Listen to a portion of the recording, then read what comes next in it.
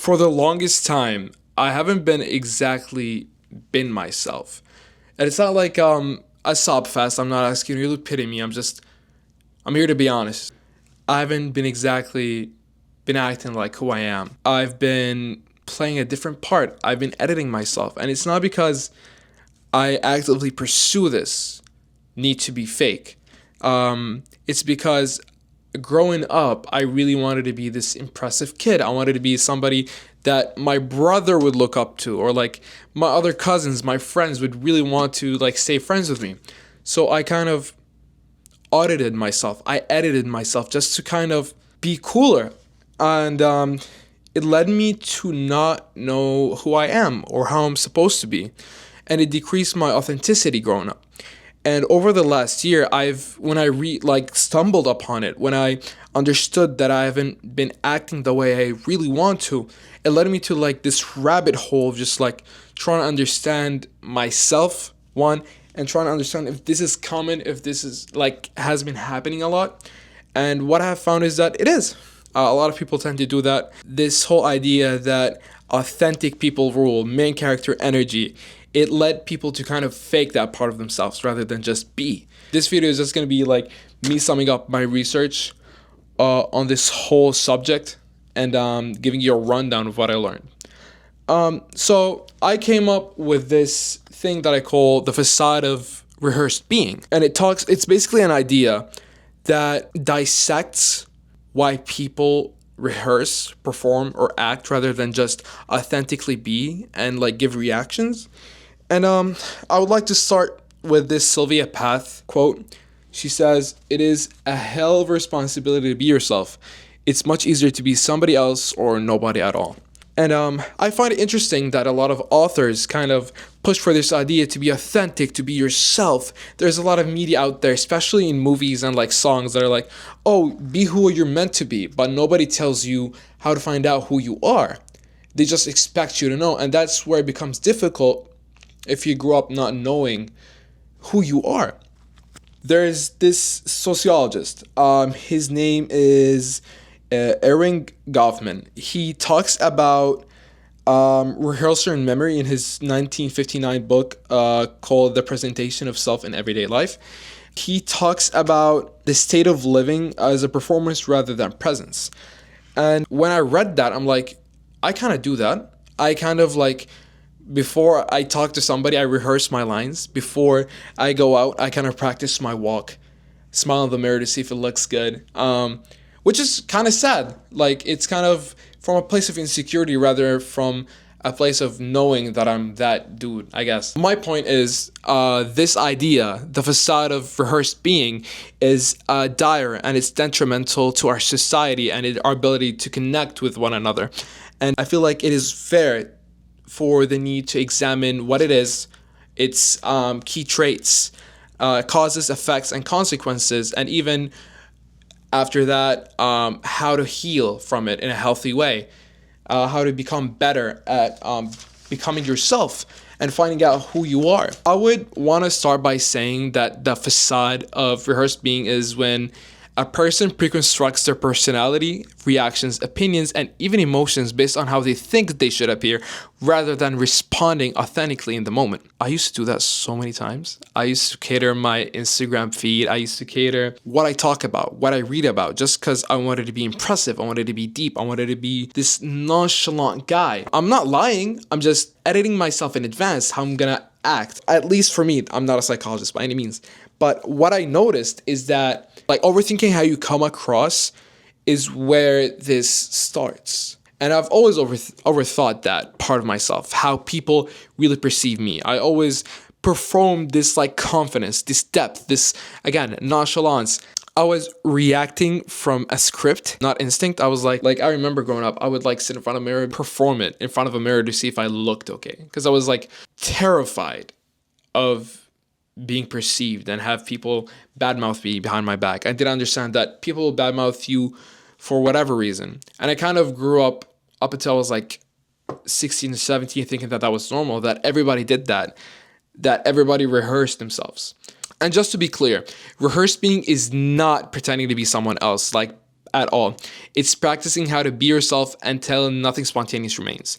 You're never gonna be like this guy that just comes up with stuff like on the fly. You have to come up with a plan. You have to have this script to play by. Now that we understand what the facade of rehearsed being is, we gotta talk about its causes. The first one is gonna be social surveillance. We are constantly being watched. We are constantly being rated by others, and it could affect the way you see yourself, how you present yourself.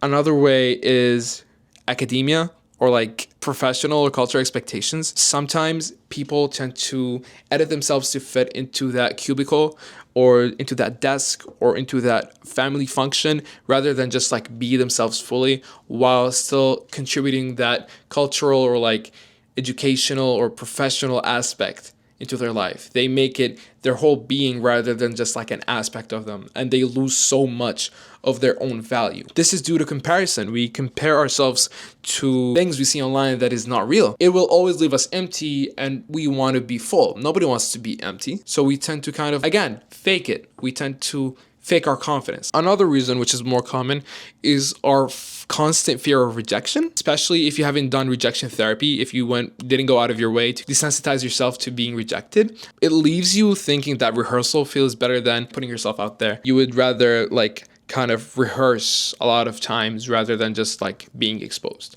Another cause for this is identity outsourcing, especially with, again, social media and then even mainstream media. Instead of discovering who we are, we assemble, like we kind of cherry pick things we want to be. And another thing that I hate is the main character narrative. What the hell? I really hate that part of social media. You are not the main character. If anything, you are in your own story, but nobody really thinks about you in their spare time. And once you come to terms with that, you understand how to accept your normalness. You need to understand that, sure, you are the only thing you really have for yourself, but there are other peoples that exist outside of you. And when you kind of start being there for them is when you're truly appreciated, not when you act like you're the most important guy or the most important girl in any setting. To wrap up the causes for the for this facade, for this phenomenon, I would say that rehearsed being is born when acceptance, especially self-acceptance, becomes conditional, and when self-identity becomes a strategy rather than secondhand nature. This leads us to its effects on a person on an individual level, especially psychological. You tend to become emotionally numb.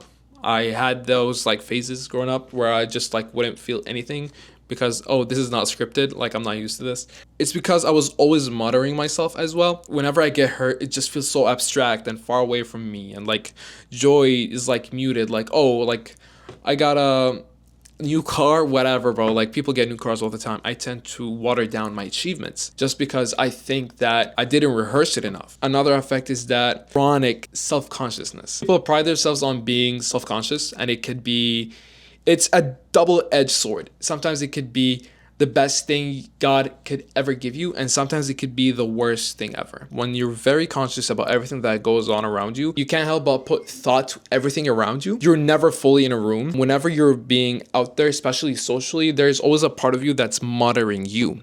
So like you kind of split yourself up into these two different people, one that's like actually doing the performance and the director who's actually directing you on how to perform. It sounds like a foreign idea, but people do it on accident, especially after they have done it for such a long time. Another horrible effect of the facade of rehearsed being is a fragmented identity. You always want to be whoever they want you to be. You cater yourself to their needs rather than yours, to their values rather than yours, to their morals rather than yours. So you never have something that's truly yours, not even your thoughts, not even your future, not even your plans. You don't know how to be alone. You need to be constantly around people to feel like you matter. And maybe I'm kind of projecting this on you. Maybe. But I feel like it's true for people who do that. You value yourself on how many people are around you, how many people you can make laugh. Yeah, when you rehearse everything constantly, even without thinking about it, maybe it's like you're subconscious, maybe when you're about to go to bed, nothing really matters because like everything is rehearsed. So it leaves you with nothing. So what are the long-term costs for this facade, this rehearsed being? The Facade guy had this episode and he was with this guy. And one of the things that really drew my attention was when he said that people can be very impressed by you, but they don't have to love you. They can't love you if they're just impressed by you. And I feel like this is true for rehearsed being. this facade, because when you put up this wall, this character, people never know who you are. They know the character you're playing, so they can never really like you because something always feels off. It's like the uncanny valley. It's like, oh, this guy's here, whatever, but he doesn't feel genuine. It doesn't feel real. He's holding up a wall for this connection, and it's just his insecurities. People can admire you, but they can't know you when you keep up this wall, this facade. Your connection becomes very shallow, even when it seems intimate to you. So you become alienated. That's the first consequence long term. You become alienated from your society, I want to say, or like the people around you. When you're constantly acting, when you're constantly doing something that needs your constant attention, when you're constantly rehearsing, when you're constantly performing, you get burnt out very easily because your mind is actively working 24/7. Like, let's say there's a scale of 1 to 10 of actively doing something. When you're constantly rehearsing and performing, your baseline is at least a 6. So anything more than that would tick you off and you'll burn out much faster because you're not being real. You need more effort to do basic things because you're always doing something actively, whether you're doing it on purpose or subconsciously. And the worst consequence of all, in my opinion, is your loss of intuition. You've suppressed it for so long that it's not there anymore. It's not even like a small voice in the back of your mind. It does not exist. You've overshadowed this part of you for so long that it doesn't exist. You eradicated the part of you that can kind of see more than you can actually visualize, or can visualize more than you can actually see. Something like that. If I had to sum this up, is that the tragedy of rehearsed being is that you can succeed at life and still never arrive in it. You can be very successful and not really understand it, not really live it, not really be around the people you like, not have that connection. So now I understand what the facade of our rehearsed being is. We understand its effects, its causes, its consequences. Now we need to understand how to solve this issue in a healthy way without ruining one's mental health.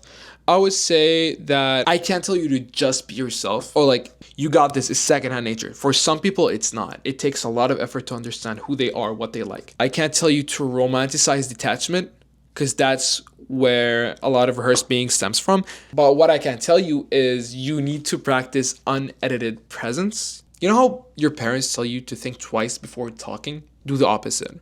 Kind of like, say whatever comes first. That's who you actually are.